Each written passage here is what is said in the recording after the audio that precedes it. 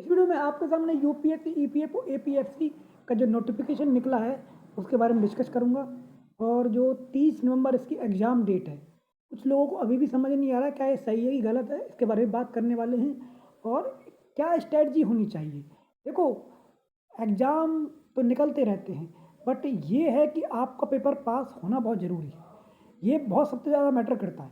अब किस तरीके के आप स्ट्रैटेजी को लगाएँगे जिससे आप इस पेपर को पास कर सकें, क्योंकि टाइम भी आपको पता है इतना ज़्यादा नहीं है। 30 नवंबर को पेपर है, ये 100% कन्फर्म है।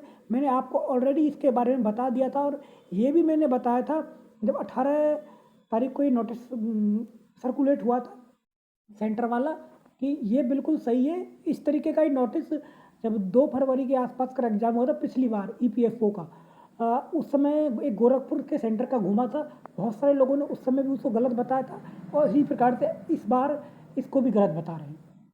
लेकिन आप याद रख लेना कि जिस दिन आपकी एग्ज़ाम की नोटिस आएगी ना, उस दिन आपकी 30 नवंबर ही एग्ज़ाम डेट होगी, यूपीएससी, एपीएफसी, ईपीएफओ की। और एक बात मैं आपको और बता रहा हूँ कि ये मेरा टेलीग्राम ग्रुप है, UPSC, EPFO, APFC group, discussion group है। कोई भी आपकी क्वेरी तो आप यहाँ पर इसको डिस्कस कर सकते हो। इसके साथ साथ ये मेरा मेन ग्रुप है इंक्लूसिव स्टडी सेंटर, इसको भी आप ज्वाइन कर लेना। अब बात करते हैं जो है दूसरी बात की, कि जो आपका सेंटर है और ये पेपर है, ये आपका कब-कब होंगे? क्योंकि बहुत सारे लोग ये कह रहे हैं, क्योंकि मेरे पास तो ग्रुप चलाता हूँ, बहुत सारे इस तरह से मैसेज कर रहे हैं कि सर जो ये सेंटर के बारे में जो बताया गया है कि क्या एक ही एग्ज़ाम होगा दोनों का? बिल्कुल नहीं होगा, क्योंकि एक 4800 ग्रेड पे की पोस्ट है और एक 5400 ग्रेड पे की पोस्ट है। ये आप याद रख लेना है। और जो ईपीएफओ और एओ का जो एग्ज़ाम है, ये आपका मॉर्निंग शिफ्ट में होगा और एपीएफसी का एग्ज़ाम आपका इवनिंग शिफ्ट में होगा। अगर आपकी एज लिमिट 30 तक है तो आप दोनों को दे सकते हो, उसमें रिजर्वेशन की कैटेगरी को छोड़कर। और अगर आपकी एज लिमिट 30 से ऊपर है तो आप सिर्फ और सिर्फ एक एग्ज़ाम दे सकते हो, जो एपीएफसी का, उसमें एज लिमिट 21 से 35 दे रखी है। और तो ये मैं आपको बता रहा हूँ। और जहाँ तक बात, एक बात मैं आपको और बता देता हूँ कि ये मत समझ लेना कि एपीएफसी 5400 ग्रेड पे की पोस्ट है कि उसका पेपर टफ आएगा। बट एक्चुअल में क्या हुआ था, पिछली बार जब ये पेपर हुआ था तो ईपीएफओ ई और एओ वाला पेपर था, वो बहुत ज़्यादा टफ था एज कम्पेयर टू एपीएफसी। जबकि हम ही सब उम्मीद कर रहे थे पिछली बार कि एपीएफसी का पेपर टफ आएगा। तो ये कई बार इस तरह से चीज़ें होती हैं।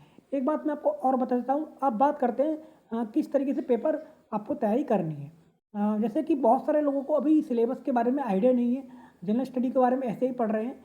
इसमें जो आपका पॉलिटी है, पॉलिटी एपीएफसी के पेपर में तो आते हैं 15-20 क्वेश्चन, ये आप याद रख लेना है। नॉर्मली 15-16 के आसपास क्वेश्चन आते हैं, कभी कभी 20 भी आ जाते हैं। लेकिन जो ई और एओ वाला है उसमें क्वेश्चन आते हैं 7 और 8 पॉलिटी से, ये आप याद रख लेना। इसके अलावा इसमें दोनों पेपरों में ज्योग्राफी आती नहीं है। कोई भूली भटकी 1-2 क्वेश्चन फंस गए तो कह नहीं सकते, लेकिन ज्योग्राफी आपको एक शब्द भी पढ़ने की ज़रूरत नहीं है। दूसरी बात ये है कि जो ई और एओ वाला पेपर है उसमें आपकी मॉडर्न इंडिया आती है और कल्चर आता है। और जो एपीएफसी है उसमें आपका पूरा हिस्ट्री आता है, यानी शुरू से लेकर लास्ट तक कहीं से वो क्वेश्चन पूछ सकते हैं। इस तरह के उन्होंने पहले भले सिलेबस पर कुछ भी मेंशन हो, लेकिन सिलेबस में पेपर में वो सब कुछ पूछ लेते हैं। एंशिएंट से भी क्वेश्चन पूछे, मेडवल से भी क्वेश्चन पूछे, कल्चर से भी क्वेश्चन उन्होंने पूछे। और मॉडर्न इंडिया तो सिलेबस में उन्होंने क्लियर मेंशन कर रखी है। ये बात कर रहा हूँ मैं एपीएफसी की। तो ये इस तरीके से चीज़ें हैं, ये काफ़ी टेक्निकल चीज़ें आपको वही पर्सन बता पाएगा जिसको बहुत बार पेपर जिसने एनालिसिस किया होगा इसके बारे में, जिसको इसके बारे में पता होगी। तो अब ये मैंने आपको स्ट्रैटेजी के बारे में बता देता हूँ कि किस तरीके से आपको पेपर ये क्रैक करना है। टाइम बहुत कम है। देखो, मैं एक आपके सामने मैंने आपको कुछ दिन पहले बात कही थी आपको कि मैं accounting, industrial relation, labour law, social security, इन सब चीज़ों की गारंटी मैं दे रहा हूँ आपको। और मैं इसके लिए एक अपना बहुत ही स्मॉल कोर्स लेके आया हूँ, आप यहाँ देख सकते हैं, जिसमें आपको पीडीएफ नोट्स मिलेंगे accounting, industrial relation, labour law और सोशल सिक्योरिटी की। और इसके लिए आपको कितना चार्ज 99 पे करना पड़ेगा। इसके साथ साथ आपको एमसीक्यू मिलेंगे। अब बहुत सारे लोग इसको टेस्ट सीरीज भी बोल देते हैं। देखो, हम क्या है कि इस तरीके से करेंगे इसको, जैसे मान लो हमने आपको अकाउंटिंग का कुछ सेक्शन करा दिया, या मान लो आपको हमने फैक्ट्री एक्ट करा दिया, या कोई नया एक्ट करा दिया, तो हम क्या करेंगे, आपको उसकी पीडीएफ देंगे पहले एक्ट की। भाई ये एक्ट है, इसके इंपॉर्टेंट पॉइंट है और ये आप कर लो। इस तरीके से कराएंगे, वो मैं आपको सामने लेके आया हूँ। जैसे ये है, अब ये तो मैंने वैसे हाथ से लिखा है, बहुत जल्दी जल्दी में मैंने इसके नोट्स बनाए थे, लेकिन आपको इसके टाइपिंग नोट्स मिलेंगे। ये आप याद रखना, ये नहीं कि आपको हाथ से लिखे हुए मिलेंगे। तो इस तरीके से पॉइंट फॉर्म में हमने चीज़ें लिखी हुई हैं ताकि आपको चीज़ों में कोई दिक्कत नहीं आए। जैसे कि कई बार क्वेश्चन लेआउट से पूछ लेते हैं, लेआउट की सिंपल डेफिनेशन पूछ लेते हैं वो। तो इस तरीके से उन्होंने क्वेश्चन आते हैं। और जैसे इसमें क्वेश्चन आप पूछ लेते हैं, आप जैसे यहाँ पे इस तरह से डायरेक्ट क्वेश्चन आते हैं, इसमें कोई टफ क्वेश्चन नहीं आते। तो कई बार डायरेक्ट क्वेश्चन इस तरीके से आ जाते हैं। एक ही जो एक्ट है आपका, उसमें किस तरीके से आपका इंडस्ट्रियल डिस्प्यूट एक्ट है आपको 1947 वाला, इसमें वॉलंटरी और कंपलसरी आर्बिट्रेशन दे रखा है, आपको 2 टाइप का दे रखा है।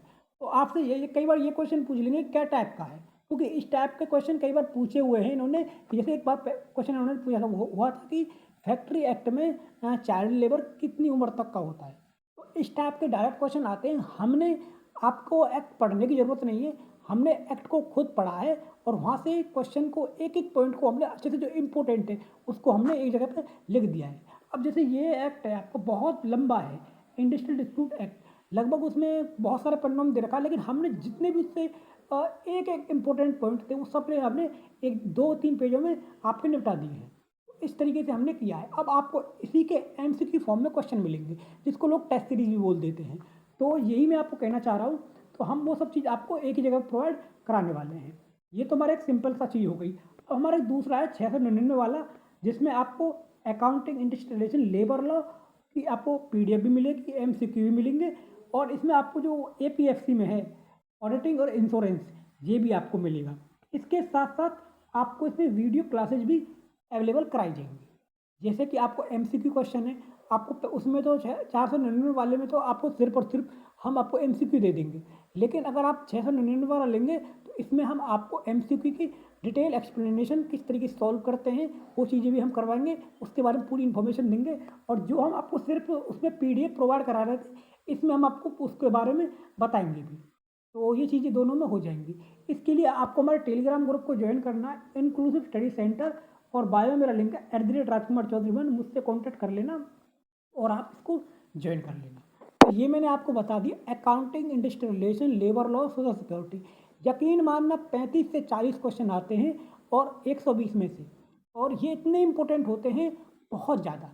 अगर आपने ये नहीं किए तो आप किसी भी कीमत पर पास नहीं कर पाओगे, ये आप याद रख लेना। क्योंकि इसमें क्वेश्चन ऊपर ऊपर से आते हैं और हम लोग मेहनत करते हैं उन चीज़ों पर जो काफ़ी डेप्थ में पूछी जाती है। जैसे हिस्ट्री हुआ, पॉलिटी हुआ, इकोनॉमी हुआ, करंट अफेयर हुआ, इनका कोई लिमिट नहीं है। जैसे मैथ हुआ, मैथ में बहुत सारे लोग का हाथ अच्छा नहीं रहता। इंग्लिश हुआ, इंग्लिश सबकी अच्छी नहीं होती एसएससी वालों को छोड़कर, लेकिन accounting industrial relation labour law social security ऐसे सब्जेक्ट हैं, आपको ऊपर ऊपर से क्वेश्चन आते हैं और ऊपर ऊपर से आप कर लेते हैं। डिटेल में क्वेश्चन नहीं आते हैं, 2-3 क्वेश्चन डिटेल में आएंगे। अगर मान लो अगर 40-45 30-35 क्वेश्चन आए हैं, 30-35 में 2-3 क्वेश्चन छूट भी गए तो आपको कोई नहीं।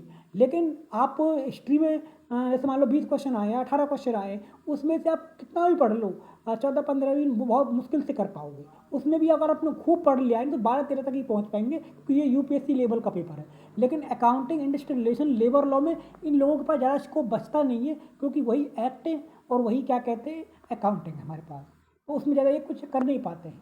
लेकिन मैथ में कितना भी क्वेश्चन टफ बना भी सकते हैं। तो ये मैंने आपको बता दिया है। अगर आपको पास करना है तो आप 2-3 सब्जेक्ट को पकड़ लो, accounting industrial relation labour law एक तरफ, और इंग्लिश और आपका मैथ। अगर मैथ अच्छा नहीं है, थोड़ा जनरल स्टडी पे मेहनत कर लेना, आप आराम से अच्छे नंबर ले आओगे। अगर आपके मान लो 80 के आसपास का बन जाते हैं ना क्वेश्चन, तो आप 100% पास कर ले जाओगे।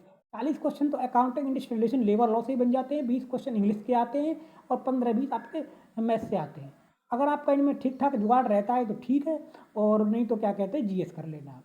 इंग्लिश के क्वेश्चन आपके कुछ ग्रामर आती है और काफ़ी कुछ कॉम्प्रिहेंशन आता है, और इस तरह से क्वेश्चन आते हैं। इंग्लिश भी ज़्यादा टफ नहीं आती है और मैथ भी इतना टफ नहीं आता है, लेकिन फिर भी आप लोग उसके प्रीवियस ईयर को देख लेना। तो ये सारी बातें मैंने आपको बता दी है। और 30 नवंबर ही आपकी एग्ज़ाम डेट है 100%। आपका 29 तारीख को जो आपका नोटिस आ जाएगा, और फॉर्म भरना शुरू कर देना दोपहर 12 बजे से। ये आप याद रख लेना, तो दोपहर 12 बजे से ही फॉर्म भरना शुरू हो रहा है उसमें। तो प्लीज़ चैनल को शेयर करें, सब्सक्राइब करें, सपोर्ट करें। धन्यवाद गाइस, नमस्कार।